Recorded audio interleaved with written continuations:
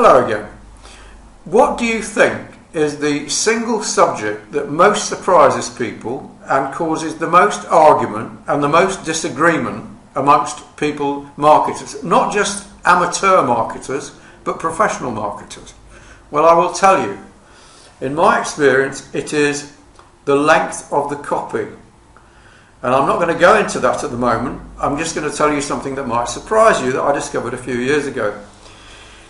I discovered that long headlines do better than short headlines. I was really surprised. Please understand, I'm not saying that you should always run long headlines. I never say you should always do anything. As I always quote George Bernard Shaw, who said the golden rule is, there is no golden rule.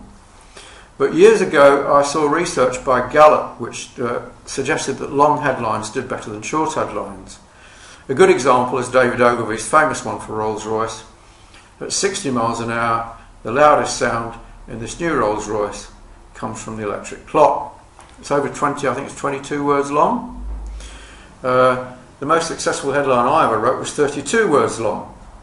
Here's another one. Sometimes the headline can be divided up. So a man who once offered me a job wrote one of the most ripped off headlines ever. Joe Carbo wrote, "The lazy man's way to get rich," and then under it he wrote, "Most people are too busy earning a living to make any real money." Very, very long. Yeah. Why do long headlines work, you're asking? And I'll tell you, very, very simple. They can make a more precise promise.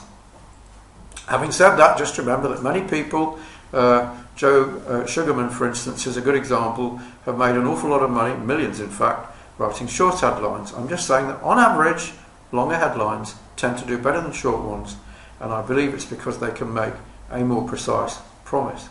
So there's another helpful idea, very, very simple, just like all the others, and I've got more for you to suggest that maybe if you spent a little more time with me, I could really help you, as I've helped quite a few other people to transform their lives and their businesses, their careers, completely change for the better.